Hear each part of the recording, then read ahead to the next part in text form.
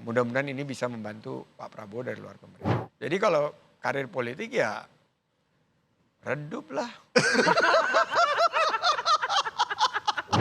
Efisiensi, bukan ganti posisi. Jadi bukan ganti pemain gitu loh, mengurangi pengeluaran-pengeluaran yang tidak perlu dan yang boros kan, yang bocor yang selama ini selalu Pak Prabowo mengungkapkan. Dan Akankah Danantara bernasib sama dengan 1MDB? nah itu kan kalau kita lihat yang dari sisi pesimisnya. Tapi kan ada juga yang sovereign wealth fund-nya bagus.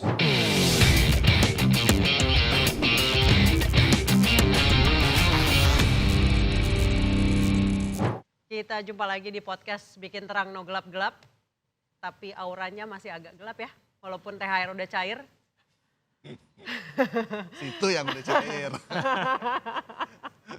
Yang belum banyak juga. Tapi kabarnya banyak yang nggak belanja-belanja kayak tahun-tahun lalu. Bahkan katanya diperkirakan angka mudik ini berkurang 24% karena ya lagi sulit gitu masanya. Saya Anissa Dasuki. Saya Gaib Maruto Sigit. Saya Pung Purwanto. Ada co-host kita. Saya Sandiaga Salahuddin. Kemana aja nih ya? Apa kabar Pak Sandi? Baik. Sibuk apa sekarang? Nisa, saya back to business. Jadi back to basic. Dan sudah hampir mau masuk bulan kelima ini. Saya melihat keadaan ekonomi kan banyak tantangan ya. Jadi perlu dorongan dari sektor dunia usaha dengan terobosan-terobosan. Karena yang dibutuhkan itu kan lapangan kerja. Bahasanya halus ya. Ekonomi perlu tantangan, masih menantang dan perlu dorongan. Kan harus optimis. Kalau yang kan ekonomi lagi lemah gitu kan. Ya sebetulnya namanya mirip podcast ini kan. Kan sebetulnya kan ini kan gelap banget gitu tapi kita bikin terang. Oke. Namanya Sobat Terang. Oke. Pak Sandi, sekarang back to business. Kalau dipanggil lagi untuk ngurus negara, tertarik? Pertanyaannya bukan kalau kan, karena sudah lewat kan kemarin penentuannya sudah lewat begitu penentuan dari kabinet kita sangat mendukung banyak Kalau ada teman-teman saya di reshuffle sana. misalnya. Habis lebaran loh Mas. Hah? Habis lebaran kabarnya. Jadi Santer. Isunya udah santer. isu santer. Iya. Saya emang nggak dengar. Aduh. Masa? Walaupun santer tapi tidak dengar. Tapi pada Biasanya langsung dipanggil kayak gitu. ada beberapa proyek yang cukup besar. Jadi saya bagi 3 ada di seperti yang dulu kita kembangkan sebelum masuk di pemerintahan tuh investment di equity. Ini sekarang karena keadaan ekonomi berat banyak pengusaha yang butuh tambahan equity, tambahan pendanaan. Ini sekarang saya lagi fokuskan. Yang kedua juga karena banyak startup yang masalah sekarang, saya fokus di venture builder, venture consultations. Jadi konsultasi agar usaha mereka tetap bisa sustain. Tapi kabarnya mau roadshow juga nih. Ya, keluar ini. roadshow keluar ini karena saya melihat ada potensi di beberapa sektor ya, terutama mengenai green economy dan new economy ya. Ini masih, Indonesia ini masih fundamentalnya masih kuat. Jadi dari segi pertumbuhan kita sekitar 5%. Di tengah-tengah situasi yang tidak menentu, kita masih bisa menunjukkan keyakinan bahwa kita akan tumbuh 5%. Ini banyak investor yang ingin dengar, makanya saya mau roadshow saat libur lebaran, jadi kita nggak libur tapi kita gaspol, kita ingin membrief para investor di Hong Kong sama di Shanghai. Jadi mereka melihat masih prospek ini Indonesia. Mereka mau dengar, mereka dengar ngelihat dulu ya. kan sebetulnya kan mereka membacanya ini kan keberlanjutan ekonomi Indonesia dari Pak Jokowi ke Pak Prabowo dan itu yang digaung-gaungkan kan. Tapi begitu berganti kepemimpinan Oktober 2024 lalu, narasi yang tersampaikan ke publik atau yang mereka tangkap nih para investor, ini banyak perubahan. Nah ini yang saya harus jelaskan ke... Apa sih yang kenapa narasinya jadi banyak perubahan? Apa yang Pertama, waktu Pak Jokowi itu kan sangat detail bahwa Indonesia akan membangun infrastruktur. Jadi fokus kita waktu itu adalah membangun infrastruktur. Karena ada 3 pilar itu kan infrastruktur, investasi di SDM, sama penguatan institusi kan. Itu yang selalu digaungkan untuk kita bisa masuk ke era Indonesia Emas, Indonesia Maju 2045. Kalau infrastrukturnya narasinya, oh karena pemerintah nggak punya budget harus berhenti. Ini kan harus dijelaskan ke investor. Enggak berhenti pembangunan infrastruktur. Tapi yang akan lebih banyak berperan pembangunan infrastrukturnya itu adalah swasta. Yang membangun, udah banyak kok swasta bisa membangun Artinya, infrastruktur. Gaung efisiensi cukup terdengar juga ya? Efisiensi ini Sehingga- bagus karena sebetulnya kan government itu Ya. mengurangi pengeluaran-pengeluaran yang tidak perlu dan yang boros kan, yang bocor yang selama Ya. ini selalu Pak Prabowo mengungkapkan dan nggak berubah tuh dari 2014 waktu saya jubir Ya. sampai sekarang kan dia selalu bilang bocor. Ya itu yang 30% itu yang mau ditutup. Oke. Ini harus disampaikan kepada investor, bukan dari anggaran yang berkualitas yang dikurangin, tapi anggaran yang misalnya studi banding, perjalanan dinas, yang gitu-gitu. Kayaknya istana butuh orang kayak gini. Nah itu. Supaya investor pede gitu ya. Kayaknya Danantara butuh. Saya barusan mau ngomong itu tuh. Iya. Kok mirip sama sebelah ya? Kok nggak bareng aja ya? Teman sepermainan kan Danantara padahal. kan temen kecil, Besti kan? masa besti, sampai sekarang udahlah dia tugas di situ. Mas Pak Andi Rosan. di tempat yang lain. Tapi kalau fusion kan Fusion ya saya dari luar lah fusionnya. Masa dua-duanya nanti yang ngurus bisnis siapa? nggak boleh ada matahari kembar. Nggak boleh Mas Andi. Nanti kalau ketemu di Hong Kong, ketemu di China nggak apa-apa lah. Boleh lah kalau Sama-sama meyakinkan investor kan? ya sama-sama Tugasnya tugasnya bagi-bagi tugas. Kalau menurut Mas Andi, kita ada kendala nggak dalam hal mengkomunikasikan pesan dari pemerintah untuk disampaikan ke publik, baik dalam negeri maupun investor luar negeri? Sebetulnya nggak perlu ada kendala karena program-programnya Pak Prabowo nggak ada yang baru. Kalau ngikutin benar ya dari 2014 ke 2019 dan ke 2024 sekarang masuk 2025 itu konsisten sekali. Jadi kalau untuk saya apalagi yang pernah menjadi jubir dia, menjadi calon wakil presidennya, nggak ada yang baru. Ini semuanya adalah sesuai dengan apa yang pernah disampaikan dan keberlanjutan dari pemerintahan Pak Jokowi ini yang harus ditekankan benar-benar sehingga investor itu merasa nyaman. Pak Sandi, apa sih yang buat investor kemudian jadi wait and see? Apakah masalah pemberitaan korupsi yang kayak Masif. bertubi-tubi gitu loh? Saya lihat Ngaruh nggak sih? pertama adalah situasi eksternal. Kalau kita lihat kan situasi global, Oh, iya. ini para investor kalau kita bagi ya investor luar negeri itu harus reposisi kan, dia melakukan penyesuaian karena mereka harus merotasi dengan kebijakan Trump dan kebijakan berkaitan dengan geopolitik dan perang dagang. Kalau investor dalam negeri itu ya mereka wait and see karena mereka kan akan berinvestasi tapi mereka ingin kejelasan kan. Nah ini yang harus disampaikan dalam bentuk narasi. Narasinya bahwa fokusnya apa nih? Kita ingin dunia usaha, nah kemarin dipanggil tuh pengusaha-pengusaha ke istana itu udah bagus. Dan ini awal yang paling tidak menunjukkan bahwa pemerintah ingin merangkul dan memberikan penjelasan dan informasi yang akurat kepada para investor gitu untuk terus berinvestasi. Karena engine kita untuk pertumbuhan kan lokomotifnya kan konsumsi, Betul. investasi, Investasi, konsumsi. ekspor impor dan anggaran pemerintah kan. Nah ini yang pertama nih bahwa ya ada daya beli yang menurun, kita bisa fokus kepada konsumsi rumah tangga yang masih bisa bertumbuh. Yang kedua investasinya ini harus digenjot. Kayaknya Mas Sandi bisa ya menerjemahkan programnya Pak Prabowo ya. Makanya itu. Harusnya Butuh sih ya. dibantu ya. Narasinya sih oke ya. Oke. Ya kan Pak Prabowo efisiensi kehilangan tuh. misalnya nih efisiensi itu kan nggak ada yang baru juga. Ini kan udah sering diumumkan sama dia. Tapi Mas Sandi. Waktu debat-debat itu kan Lain ya. Kalau yang menjelaskan Mas Andi lah. Iya. Lain orang itu. Lain loh. Itu Mas Sandi. Namun Ada yang narasi menjelaskan yang malah bikin marah loh. Ada loh Mas. Nah, yang tadi kan Dia kayaknya menghindar terus. tadi yang korupsi itu. itu kan bagus banget. Saya malah punya data bahwa dari sekian program Pak Prabowo, termasuk MBG dan lain sebagainya, yang paling dapat apresiasi masyarakat itu yang bahwa Pak Prabowo tegas untuk menindak korupsi. Dan itu kan konsepnya dia, strong government, firm leaders. Saya tuh selalu Cocoknya nyampaikan. udah. Iya udah. Angle-nya itu loh.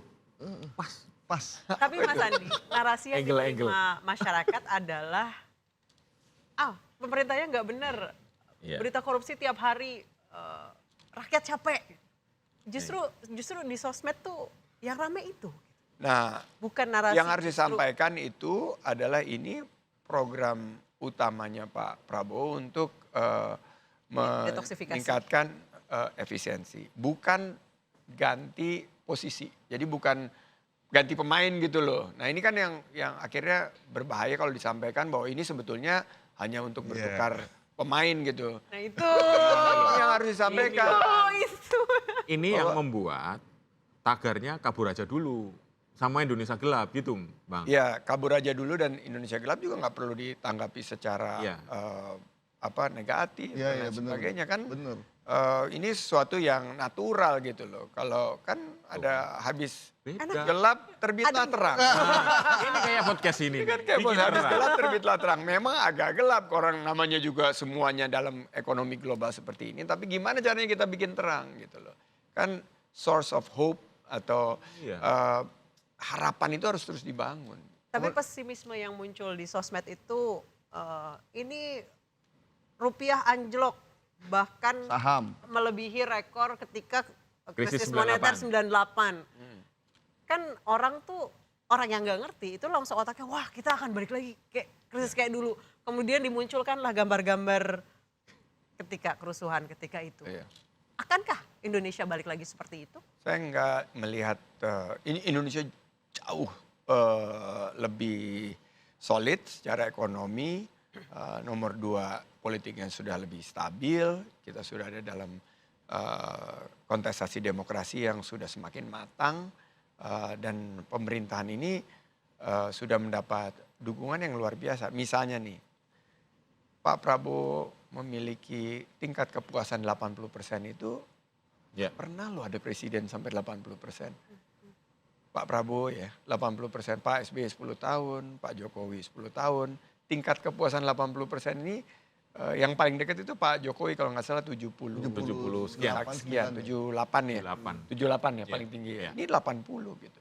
Nah, PR-nya karena begitu ini Pak Prabowo 80%. Begitu diturunkan ke pemerintahan, tingkat kepuasan garis miring kepercayaannya itu turun dari 80 ke 60 gitu. Begitu diturunkan ke kebijakan, ini udah di bawah 50. Berarti udah lebih dari setengah orang yang sangat mengkhawatirkan kebijakan-kebijakan ini. Ini tugasnya gimana seluruh Indonesia Incorporated ini memberikan rasa percaya kembali bahwa iya kita sekarang sama-sama nih menghadapi situasi ini. Dan kuncinya harus bersatu. Ini kayaknya FYP gue yang salah nih. Kalau ngomong-ngomong Iya, beliau bener, tuh salah kayaknya. kayaknya Indonesia tuh optimis Adem. banget. Iya, iya. Adem banget ya. Terakhir Banyak PR tapi, Iya. banyak Iya, PR. iya. terakhir Iya, Pak, terakhir gue- komunikasi sama Pak Prabowo kapan, Mas? Udah lama banget enggak. Terakhir mungkin mau lebaran ini. Apa yang dikomunikasikan? Nih, San mampir dong gitu. Oh, enggak pernah. Gini loh, Enggak pernah ketemu. San bantu dong. Bantu Itu kira-kira. Pak. Kalau bantu enggak usah diminta saya udah bantu. Oh tuh, Bro mampir lah gitu. Enggak usah diminta saya udah bantu. ngopi dulu lah. Jalan. Gimana caranya bikin terang? Oh persis nih. Tapi nggak pernah diajak atau dikontak untuk Oh enggak, saya Tanyain waktu pendapat gitu. pamit, udah mau balik ke bisnis, saya udah sampaikan dan ya sekarang saya membangun usaha dan saya melihat tim yang sudah ada ini tinggal diperkuat lagi. Ini kan mereka baru bekerja sama Pak Prabowo kan, kalau saya udah lama Ya, sekali justru itu sebelumnya. Mas Andi. Pak Rosan ini salah satu yang cukup lama loh kerja sama Pak Prabowo dari awal Iya. tahun 2000 sama saya waktu menjadi konsultan di keuangannya grup bisnisnya Pak Prabowo. Jadi Pak Rosan salah satu orang yang udah lama kerja sama Pak Prabowo. Jadi ini yang udah ngerti cara pola pikirnya Pak Prabowo dan cara kerja beliau. Tapi Pak Sandi, kalau melihat Pak Sandi ini kan pengusaha udah lama ya, terus sekarang sibuk roadshow membina pengusaha-pengusaha muda. Optimisme di kalangan pengusaha itu seperti apa nih sekarang, dalam posisi sekarang ya? Karena kita kan juga tadi nyebut ada PHK di mana-mana, terus kemudian prospek kemarin IHSG juga turun. Gimana sih sebenarnya kalau di lapangan ini, fakta lapangan, kalau fakta yang muncul di media kan beda nih. Sepesimis itukah? Apa Karena dunia IHSG usaha ini gimana ini? IHSG turun cuma di kita aja. Sementara di tempat lain tuh Naik. jauh semua. Itulah yang terjadi. Itu kenapa? Mungkin kalau Mas Andi yang jelasin. Kita Gaduh. langsung paham jadi nih. Ini, Nah, jadi kan selalu kan poin karena global. Nah yang terjadi pada hari Selasa itu Ya. yang kita sebut sebagai perfect storm. oh, Yaitu ada badai yang terjadi yang ada hanya di Indonesia. Badai itu terjadi karena akumulasi daripada berita-berita sebelumnya, akumulasi dari pertanyaan-pertanyaan yang belum terjawab, akumulasi dari apa yang dibicarakan oleh para investor, akhirnya terjadi di satu hari itu. Tapi yang tidak berubah kan kita udah tahu, era VUCA itu kan V-nya itu adalah volatility. Nah volatility-nya biasanya kan 2-3% ini naik turunnya. Sekarang lebih dari 5% karena akumulasi daripada berita itu dan ada konon kabarnya ada 1-2 perusahaan yang turunnya cukup dalam pada pagi. Sehingga men-trigger bahwa yang lain itu kekhawatiran ada margin call. Bahwa ada berita sebuah perusahaan besar nggak bisa memenuhi kewajibannya. Dan ini kan rumors. Sehingga harga sahamnya jatuh sampai 50%. Dan itu akhirnya nyebar kan itu kan paling cepat tuh. Itu satu, terus mereka bilang, sebentar lagi lebaran nggak bisa dagang, nggak bisa, ini kita take money out aja dulu gitu loh. Makanya sahamnya sangat turun dan kita memang harus terbiasa volatilitas ini di angka sekarang gitu 6.000, 6.500. Kemarin naik 3% misalnya, ya kita udah harus biasa gitu loh. Naik 3%, turun 3%. Kalau dulu kan kira-kira range-nya itu antara 1 sampai 2. Kenapa harus biasa Mas Andi? Yang ini era VUCA, volatility, uncertainty, complexity, dan ambiguity. ada pola keseimbangan baru berarti. Ada new normal, inilah new normal kita. Berarti Kita 5% itu akan jadi normal ya? Nah, authority udah langsung menyesuaikan, makanya kan buyback udah diperbolehkan. Dan yang paling tahu saham daripada nilai saham yang ada di pasar itu kan ya pemilik perusahaan sendiri. Kalau dia perusahaannya bagus, dia masih optimis, dia lihat masih cash flow-nya masih cukup kuat, ya dia berinvestasi di sahamnya sendiri. Nah itu policy response yang menurut saya tepat. Nah bicara mengenai optimisme, ini ada disconnect antara apa yang terjadi di akar rumput yang masih melihat nih, ekonomi Indonesia kan tumbuh 5%. Iya. Kecuali kita ini benar-benar udah nggak tumbuh lagi. Tapi di saat tumbuh itu ada beberapa data-data seperti PHK mulai terlihat. Terus kita udah melihat daya belinya melemah. Nah perusahaan-perusahaan ini menyesuaikan. Tadi baru pitch nih, ada 5 pengusaha pemula di program kita inkubasi. Mereka masih menawarkan investasi karena usaha mereka ini meningkat, terutama di beberapa sektor yang masih ada peningkatan penjualan. Misalnya F&B. F&B itu yang di level bawah itu masih ada peningkatan penjualan. Jadi misalnya kalau yang di level 200 ribuan ke atas itu per meal itu memang susah jualnya. Berat. Tapi mereka ini tadi para pengusaha-pengusaha pemula ini produk-produknya itu rata-rata tuh antara 40 sampai 50 ribu rupiah. Itu masih banyak. Itu mereka masih meningkat dan angkanya itu 5 sampai 7%. Mereka perlu investasi untuk bikin dapur, terus bantu untuk jaringan distribusi. Jadi masih ada pertumbuhan, masih ada optimisme. Nah, tinggal kita mengamplifikasi aja. Sehingga kan ini kan turun nih karena kelunturan percaya terhadap keadaan pasar modal Indonesia. Ini harus kita reverse dengan sektor real, di mana 97% lapangan kerja itu kan dari UMKM. 61% sumbangsi ekonomi kita juga dari UMKM. Bahwa UMKM ini masih bertumbuh. Gitu. Paling tidak dalam angka sekitar 5% yang menjadi konsensus pertumbuhan ekonomi kita. Itu dia kabarnya. Banyak PHK, tapi di sisi lain sebenarnya penyerapan juga tinggi. Penyerapan Cuma tinggi. gaungnya nggak terdengar aja. Betul, dan kalau kita lihat misalnya di sektor kesehatan itu masih bertumbuh. Di sektor energi baru terbarukan masih ada pertumbuhan. Jadi tinggal kita nih bantu nih di kan podcast ini bagian daripada new media kan. Ya. Podcast ini yang perlu menyampaikan. Tapi memang berita-berita yang ya kira-kira negatif itu ya harus kita counter dengan berita-berita yang positif sehingga balance semuanya. Meskipun memang ada beberapa fakta yang memang kayak misalkan 2025 ini sampai Februari udah 40.000 orang kena PHK. Banyak pabrik yang tutup. Sementara new investment belum terlihat tanda-tandanya. Nah, yang kayak begini-begini kan nih kita belum melihat apa sih langkah konkretnya untuk mengatasi ini semua.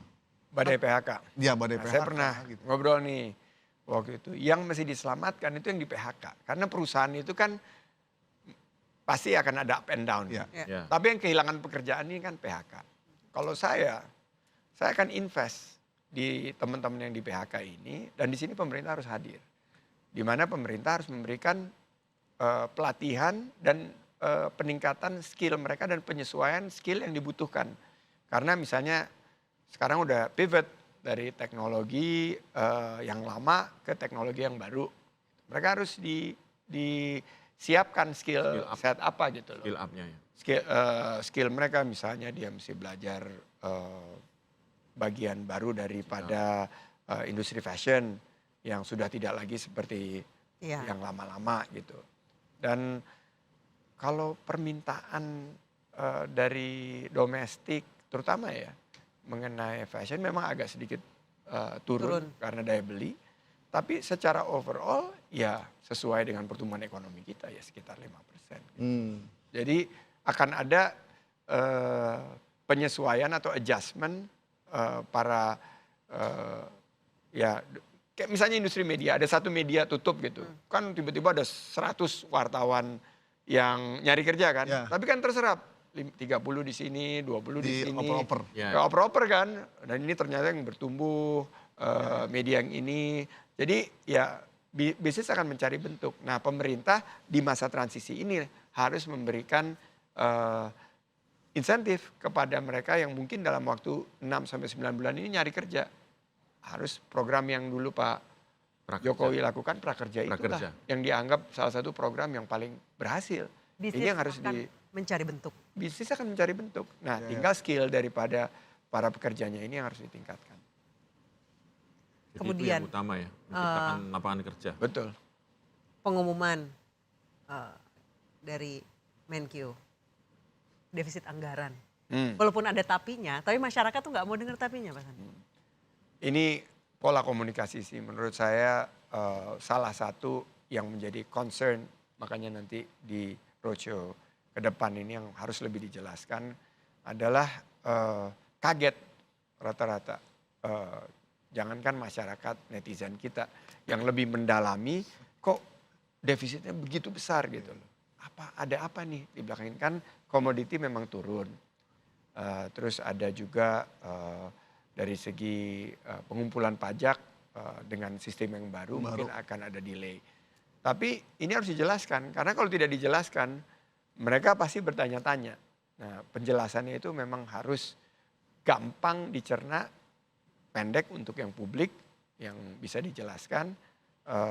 Tapi kepada para investor ini harus betul-betul detail penjelasannya bahwa jadi ada dua pilar ya. Satu penjelasan komunikasi publik yang kepada masyarakat secara umum.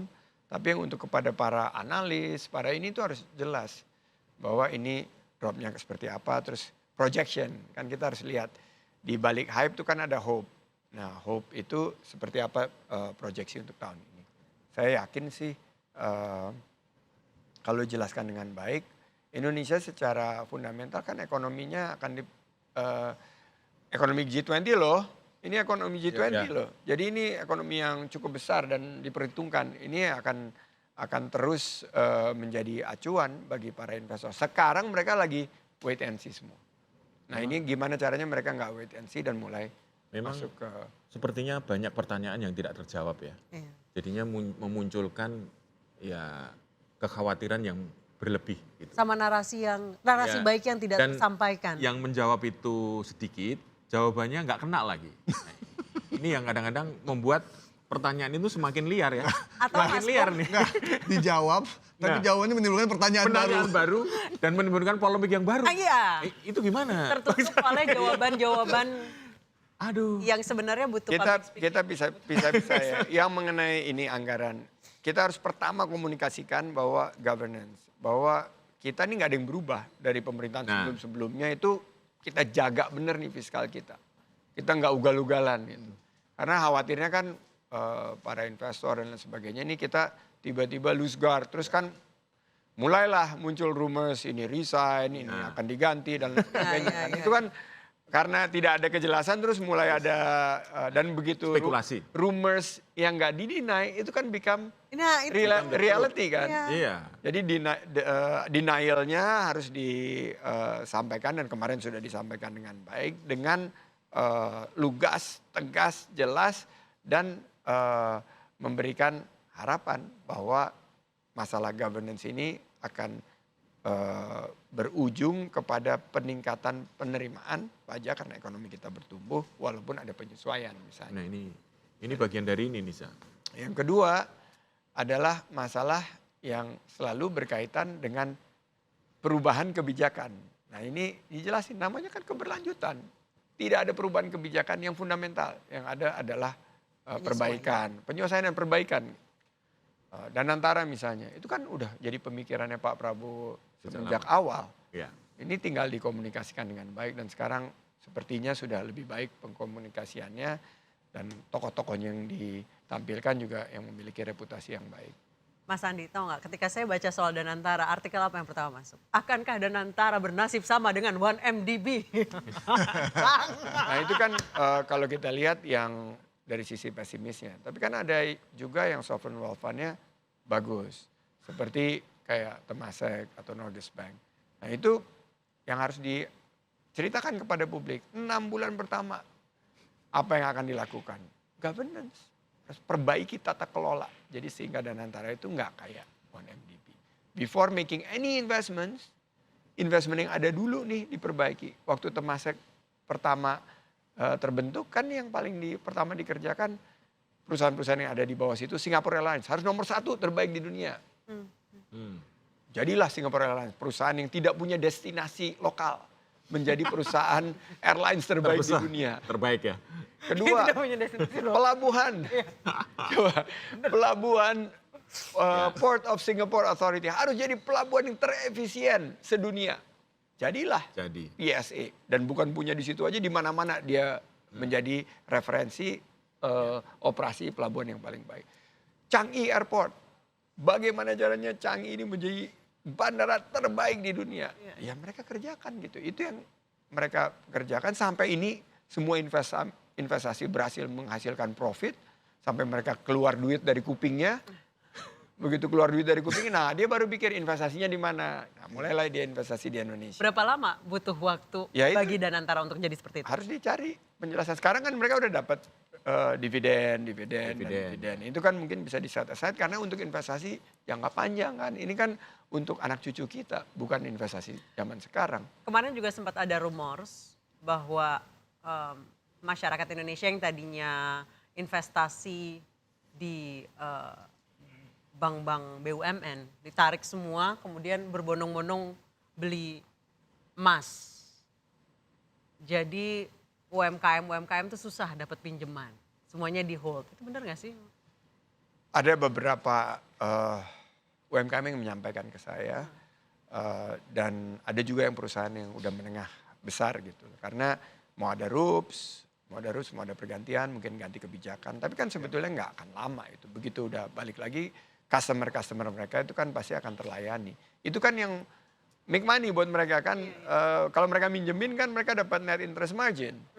Dan untuk bank-bank besar itu ya hidupnya mereka itu dari pinjaman gitu. Sebenarnya no issue ya soal orang tarik investasinya segala macamnya. Dan kalau perusahaan-perusahaan bank-bank besar ini kan bank-bank yang memiliki pengelolaan yang baik gitu loh. Jadi kalau kita tarik uangnya mau ditaruh di mana? Mau taruh beli emas? Apakah lebih safe? Ya harga emas sekarang kan lagi tinggi-tingginya nih. Lagi tinggi-tingginya. Memang bagus kalau emas itu dalam menghadapi situasi inflasi yang tinggi. Tapi kan inflasi kita sekarang sekitar, malah bulan Februari kemarin deflasi. Jadi kita harus betul-betul pikirkan dalam segi investasi. Jangan sampai ada panic, irrational reaction terhadap keadaan perekonomian kita. Kan saya dibilang, oh ini tarik banknya dari sini, pindahin ke sini. Udah pasti belum kalau dipindahin ke sini lebih baik pelayanannya daripada yang bank-bank yang kita tarik pendanaannya. Tahunya ujung-ujungnya terbawa bantal. Nah, itu yang harus kita hindari Mas, karena ekonominya kan tadi akan kan nggak sehat kalau gitu. Di awal kita tanya, sekarang lagi ngapain? Ternyata lagi urus usaha, membantu, membina pengusaha-pengusaha muda. Terus urusan politiknya gimana? Karir politiknya apakah berhenti sampai di sini aja? Sementara kemarin kan tuh kita udah tahu tuh. Kan politik adalah salah satu cara untuk berkontribusi untuk bangsa. Ya. Dan sekarang saya berkontribusinya melalui dunia usaha. Jadi kalau karir politik ya redup lah. Tapi Mau kalau diterangin nanti lagi ada nggak, Mas? peluang lagi gimana? Ya itu mau Bang diterangin Sandi? lagi nggak Mas? Kan nggak mungkin. dong. Ya saya percaya pasti akan ada siklus kan ya politik. Ya. Sekarang siklus saya di bisnis. Jadi saya fokus saja di bisnis. Jadi tidak menutup hati ya? Jadi kan waktu saya transisi ke politik itu kan udah dengan pemikiran yang matang tuh. 10 tahun saya akhirnya di pemerintahan dari 2015 loh Ya. sampai 2025 Tapi ini. nggak kapok Mas? Saya nggak ada penyesalan tuh. Semuanya saya jalani dengan penuh rasa syukur. Saya lihat bahwa kontribusi selama di dunia politik sudah menghasilkan. Paling nggak Pak Prabowo-nya jadi presiden gitu. Yang saya perjuangkan selama 2 pemilu 2014 dan 2019. Dan ya kita lihat bahwa beri waktulah dia untuk memimpin kita. Kan yang kita sayangkan kan 2 pemilu Mas Sandi membantu Pak Prabowo, begitu jadi Mas Sandi nggak ada di situ. 3 ya? Oh 3. Dua dong. Dua. Yang ikut membantu, menyorong segala macam daya dan upaya, keringat, tenaga, air mata, biaya dan lain-lain. Saya nggak perlu ada di situ. Menurut saya tercapainya suatu tujuan dan kita bisa melihat hasil karya kita kan mencintai belum tentu memiliki kan. Oh, tapi gini. Jadi bisa aja kan di sana tapi kita Ngeri. dari jauh melihat kan udah bangkanya super bangga banget. Ya. Tapi nanti momentumnya akan tiba kan. Tapi kalau itu Ya. ada penyesalan Momentumnya nggak, Mas ini, Andi? momentumnya Nggak panggil. ada penyesalan. Ya waktu karena kan siklus politik berubah-berubah. Pada saat terakhir saya ditugaskan ke membantu Pak Ganjar dan itu saya jalankan dengan dedikasi sungguh-sungguh 100%. Di ujung-ujung ada yang minta balik lagi ke Pak Prabowo. Saya bilang kalau saya itu kan berpolitik itu punya prinsip. Saya bilang prinsip saya adalah ingin menghadirkan politik yang bisa bukan memecah belah, tapi politik yang bermartabat dan bisa menyatukan kembali. Nanti setelah kontestasi saya yang paling pertama jam 3 waktu kalian iNews breaking news ini hasil quick count. Saya yang paling pertama ngucapin selamat. Karena saya percaya prosesnya, saya yakin dan dari data-data awal bahwa ini seperti ini saya kasih selamat dan ya sudah kita nation buildingnya harus jalan di titik itu. Jadi begitu kontestasi selesai ya kolaborasi ke depannya. Kalau yang pertama ngucapin itu biasanya susah dilupakan. Karena gini Mas, di politik itu kita kan butuh orang-orang yang bermartabat ya. Orang-orang yang jujur, yang baik gitu. Waktu dulu awal Mas Sandi muncul jadi jubirnya Pak Prabowo. Kita keliling-keliling Indonesia ya.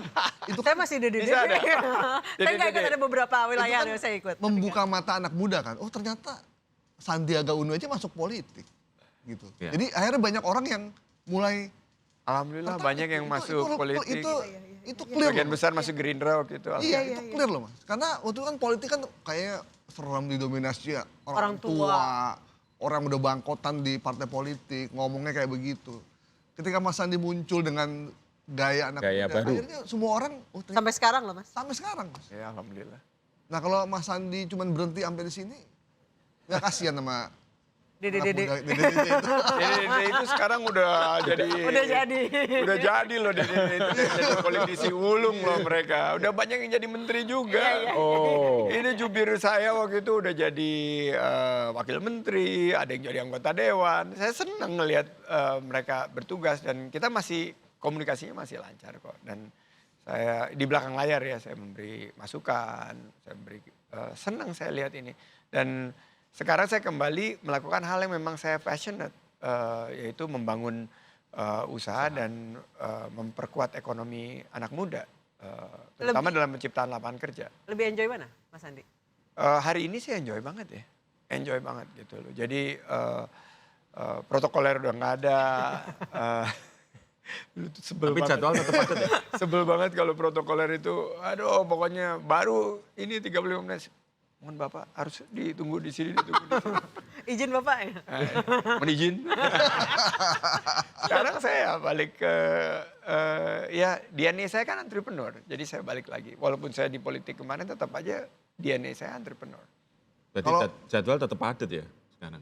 Jadwal padat tapi bisa lebih Fleksibel. fleksibel. Karena saya punya banyak waktu sekarang untuk mementorin usaha. Saya punya Usaha. banyak waktu untuk memantau suatu peluang. Saya punya kesempatan untuk meyakinkan para pemilik modal, investor untuk menanamkan modalnya di sektor yang tepat. Jadi jauh lebih fleksibel, jauh lebih punya waktu. Dan dulu kan sektoral, hanya pariwisata dan ekonomi kreatif. Ya, ya. Padahal kan Indonesia kan sangat luas. Sekarang saya punya kesempatan yang lebih terbuka. Mas Andi ini kayaknya emang salah FYP gue sih yang terlalu skeptis. Jadi kan kayak ke brainwash gitu. FYP, di bulan Ramadan ini find your pahala. Oh, iya. Nah, ini keren nih. Oh ini loh yang lagi cari pahala kerja. Ini bikin terang nih pahala. Lagi nyari pahala. Amin, amin. Semua kru juga berpahala ya. Kan jalan mencari pahala tidak hanya di atas sajadah. Betul. Jadi Bangun narasi positif yang bikin terang itu adalah bagian Adalah dari pahala. pahala. menebar pahala ini. Menebar pahala. Insya Jadi Allah. jadi macam-macam Mas. Ada yang bilang di tahun 2025 sampai 2030 jangan resign kerja, jangan memulai usaha. Kalau yang lagi usaha jangan jangan diperlebar usahanya, kuatin saja yang sudah ada. Jangan mulai bisnis baru. Banyak narasi-narasi seperti itu. Benar nggak? Perbanyak uang cash. Oh iya, terus jangan memulai kredit apapun. Itu semua benar. Karena itu defensif kan. Tapi kalau mencari peluang itu kan terus. Namanya berani. juga seorang pengusaha, entrepreneur yang di balik krisis ada Peluang. peluang. Ya. Behind every crisis there is opportunity. Tentu. Dan selalu ada yang bilang don't waste a good crisis. Karena pasti ada a good opportunity. Nah peluang-peluang itu yang harus kita tetap pantau. Itu tadi bagus defensif. Build your cash, focus your core business. Kalau yang udah punya pekerjaan, dapat tawaran lebih tinggi, ya boleh dong. Tapi kalau udah punya pekerjaan, terus mau resign karena sembari cari-cari, ya jangan. Kadang-kadang anak sekarang, I need a career break gitu. Nggak bisa. No. Jawabannya no. And jangan overthinking terhadap itu. Life is about process. Harus betul-betul benar-benar kita harus jalani proses itu sampai ya kan uncertainty ini paling volatility ini 5 tahun. ada siklus ya kan. Iya, iya. Nanti akan ada siklus build up lagi dan di situ kita dalam posisi yang lebih 5 tahun nyampe?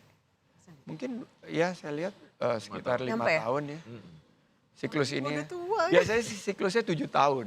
7. 7 tahun. Biasanya siklus ya. 7 tahun tapi Bisa jadi lebih cepat ya. ini bisa lebih cepat, bisa lebih lama karena sekarang juga udah ada teknologi, udah ada terobosan-terobosan yang terkini. Jadi ya kita mesti siap. Mas Andi, ada satu masalah dunia usaha yang justru dianggap budaya, Hmm. minta THR. Minta Itu THR. jadi isu gak sih? Super jadi isu. Ormas-ormas itu. Apalagi ormas-ormas. Saya ngalamin lagi nih sekarang. Karena kan balik lagi. Ah, gimana? dunia usaha Iya, kan. itu tuh. Dan THR itu kan konsepnya kan tunjangan hari raya mestinya dibayar kepada para pekerja. Iya. Pekerja. Yang berkeringat kan. Malah ada hadisnya itulah, bayarlah sebelum mengering keringatnya kan gitu. Jadi yang berkeringat itu siapa? Ya karyawan. Yang dapat THR ya karyawan lah. Nah, kayak ormas-ormas dulu itu waktu bisnisnya lagi booming ya udah daripada nggak pusing kita Daripada ribet ya, Daripada daripada ada ribet. ribet lah, Udah daripada jalan di ditutup demo. gitu sekarang. kan biasanya. Udahlah sekarang ini mereka juga ikut ngencangin ikat pinggang, lebih berkontribusi. Ormas-ormas itu ada yang memiliki kontribusi positif juga. Nggak semuanya ya, tapi per hari ini ya lebih peka lah. Keadaan ekonomi kita lebih. Karena lagi ormas tidak merasa baik. berkeringat juga kan, jagain. Kalau yang dijagain itu ya di-formalize dong. Kalau dia jagain, ya dia Ya, masuk charge. karyawan. Dia kirim invoice, bayar pajak. Iya. Tapi bener Mas, bahwa ormas itu juga menjadi satu isu yang membuat banyak investor akhirnya Oh nekat ke iya. Indonesia. Oh iya? Sangat. Iyalah. Mas Andi, Setiap kali ada demo-demo ngerusakin truk terus viral di mana-mana, nyampe Sensitif. ke investor di luar negeri ya mereka bilang udah wait and see dulu deh. Ini kok kayak begini ya. Nah, Pak Prabowo tagline-nya dari dulu nggak pernah berubah. Strong and firm leader. Jadi strong government ini harus pastikan tidak ada lagi toleransi terhadap kegiatan-kegiatan yang merusak, destruktif, dan tidak menciptakan situasi iklim investasi yang kondusif. Masalahnya jumlahnya makin banyak Nggak, ormasnya. Wamenaknya bilang budaya. Bingung, wah makanya. No comment lah itu. Gak ada budaya ngerusak itu nggak ada. Kita nggak budaya kita itu Budaya gotong THR. royong. Maksudnya budaya minta, Minta THR itu. dari ormas. Minta THR, ormas minta THR tuh katanya budaya. Ya nggak bisa dong, berhenti. Mas Andi pernah terima ormas berapa banyak? Oh waktu banyak Sampai banget. intimidatif nggak? Sampai intimidatif waktu saya dulu masih di punya investasi yang saya jalankan sendiri itu ya mereka datang minta, nggak pakai surat, datang Rame-rame ya, gitu. rame-rame. Dan kalau bisnisnya lagi oke segala macam kita pikir ya Boleh lah. daripada kan ini Daripada sekarang rame. lagi nggak bagus bisnis. Hotel-hotel lagi pada berat. Ya. Iya. Restoran-restoran juga ya alhamdulillah Ramadan ini mulai penuh tapi ada pengurangan. Angka orang mudik turun 24% prediksinya. Ini kan berarti seluruh ekosistem ini sekarang lagi harus berhemat. Ya kalau lagi berhemat ya kita harus kurangi juga. Mudik turun sampai 24%, gulungannya akan mengerikan. Ya nggak sih? pasti dari transportasi, pasti dari hotel, Kuliner. Wisata ya? restoran, kuliner itu akan terasa semua. Tapi kan ini dalam konteks berkurangnya 24%. Dulu ya 200 juta waktu tahun 2024. Itu kan peak setelah COVID kan. Iya. Ya. 200 juta. Nah ini karena Turun. daya beli dan segala macam turun 24%. Saya pikir nanti mendaratnya itu di ya angka 15% lah gitu loh. Ini kan prediksi kan. Ini kan survei yang dilakukan Kementerian Perhubungan. Ya. Tapi berarti kita harus mengantisipasi ada pelemahan di transportasi, di kuliner, hotel maupun beberapa sektor-sektor yang cukup padat karya ya sebetulnya. Ini yang harus diantisipasi. Oke, ini tadi kita udah ngobrol, saya hitung Mas Andi nyebut Pak Prabowo 5 kali, nyebut Pak Jokowi 2 kali. Habis lebaran kan isunya ada reshuffle. Nah, ini. Lagi nih. Balik lagi. Kembali lagi. Ini sebelum kita closing deh kan, udah dikasih kode katanya. Gitu. Udah ada telepon atau WhatsApp, tiba-tiba Pak Dasko WA gitu ya. bro. Sibuk nggak bro? Atau kalau misalkan ditelepon, gimana tanggapan Mas Andi? Ya kontribusi kepada negara itu kan bermacam-macam dan sekarang saya kontribusi di dunia usaha.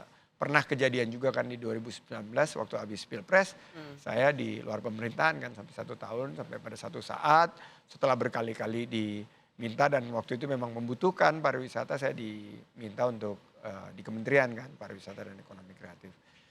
Saya nggak mau berandai-andai, bro. Saya pikir kontribusi saya sudah sekarang saya lakukan di jalur yang memang saya sangat passion. Saya memiliki energi yang dan waktu sekarang, waktu yang berlebih. Mudah-mudahan ini bisa membantu Pak Prabowo dari luar pemerintah. Ya paling Pak Prabowo juga lihat kan catatan ketika Bang Sandi jadi Menteri Pariwisata kan jelas tuh kan. Dari segini langsung bisa segini kan. Itu aja. Gue kira mau lu smash lagi. Bisa. Nggak itu kan pasti dilihat kan. CV-nya kan dilihat. Dari pariwisata segini bisa langsung segini gitu. Sekarang? Jadi, Sekarang kan ya baru 6 bulan kan. jadi pesannya, Kasih waktu lah. Kasih waktu sebelum reshuffle. jadi pesan Bang Sandi untuk Lebaran yang sedang di tengah keprihatinan gimana nih kepada masyarakat? Ya, ini bulan bulan Ramadan, Ya. bulan kita meningkatkan ketakwaan. Nanti hari Idul Fitri adalah hari kemenangan. Saya setuju sama podcast baru ini dengan narasi yang sangat positif. Memang kalau dilihat headline di mana-mana bikin pusing kepala. Tadi Nisa ngomong, wah ini gimana korupsi ini itu orang akhir takut. Korupsi itu kita lihat bahwa ini adalah kanker yang harus kita enyahkan dari NKRI, dari bumi pertiwi. Nah gimana caranya ini narasinya tersampaikan bahwa yang dilakukan Pak Prabowo ini adalah betul-betul berkomitmen untuk meningkatkan efisiensi ekonomi kita dan meninggalkan praktek-praktek buruk. Dan yang kedua bahwa investasi di sumber daya manusia dengan makan bergizi gratis dan lain sebagainya ini akan menjadi salah satu anak tangga kita untuk menuju Indonesia emas. Nah gimana caranya ini membangun kepercayaan itu kembali. Satu lagi Mas Andi. Pesan untuk kaum menengah atau kaum mendang-mending. Yang nggak dapat bantuan sosial, Ya. tidak bisa menikmati hasil dari kekuasaan. Atau tidak punya privilege. Tidak punya privilege karena dia bukan anak pejabat atau lingkungan, dia ada di tengah-tengah. Yang berat ke atas juga berat ke bawah. 2S, Apa tuh? Apa tuh? banyak bersyukur. Oh. Kalian masih paling tidak hari ke hari hidupnya. Mereka itu kan masuk di golongan yang minimal bulan ke bulan kan. Iya. Kan dibagi 3 nih, ada yang hari ke hari, Harian, ada harian, ada yang mingguan, ada yang bulanan. ada yang bulanan. Mereka ini masuk yang di bulanan. Mereka harus banyak bersyukur. Dan kalau mereka bersyukur insya Allah ditambahkan nikmatnya. Yang kedua, S-nya sabar. Wah, Insya Allah kita bisa. Jadi sampai sekarang masih syukur dan sabar, ya. Jadi syukur dan sabar. insya Allah akan terlampaui. Iya. Oke, Baik. menarik. Kita jadi optimis semua nih. Iya nih. Harus optimis. Semangat ya. Buat teman-teman sobat terang. Sobat terang, sobat terang. Sobat terang nih namanya sekarang Kayaknya nih. gue yang mesti ganti FYP. Iya. Pusing, pala tuh berat ya Mari. Jadi mulai minggu depan habis lebaran kita podcast, kita langsung sapanya sobat terang ya. Sobat terang, ini inovasinya. Oke, baik. Kita sekarang udah mau lebaran, tinggal menghitung hari lebarannya. Meskipun di tengah krisis, meskipun belanjanya tidak sebanyak tahun-tahun lalu ya, Mas Andi. Karena duit HR lebih baik ditabung dulu ya buat investasi ya. Oh iya, satu lagi, investasi paling aman apa sekarang? Investasi yang aman-aman. Ya, banyak instrumen investasi ya, obligasi pemerintah tuh baik. Investasi di saham-saham kalau harus masuk saham itu yang dividennya kayak BRI itu kan dividennya bagus sekali gitu dan pertumbuhannya masih ada. Dan beberapa investasi lainnya di bursa juga kita bisa lihat investasi di diri sendiri yang penting yaitu peningkatan skill kita. Kalau ada tabungan lebih ya ambil course, ambil pelatihan yang bisa meningkatkan daya jual kita, AI misalnya, kita bisa belajar AI. Sertifikasi gitu. Kita mendapatkan sertifikasi di bidang Berarti 3S dong. teknologi. Sabar, syukur, skill. Iya. Yang keempat Oke. sholat. Sholat dan sport. Sport ya? Gimana? Masih lari ya? Masih. Masih? Oh. Per hari berapa kilo? Masih 7 sampai 11 kilo. Wih, Oh iya. Mirip-mirip lah sama saya ya. Iya. Kamu sebulan kan? sebulan. 7 kilo sebulan. Parah itu sih. Oke Nisu. Oke, kita sudahi dulu hari ini. Sebentar lagi lebaran, mohon maaf lahir batin, saya Anissa Dasuki. Lahir batin. Ya, saya Gai Porto Sigit. Sampai jumpa lagi. Semoga makin terang hidup kita. Terima kasih. Saya Pung Purwanto, maaf lahir batin.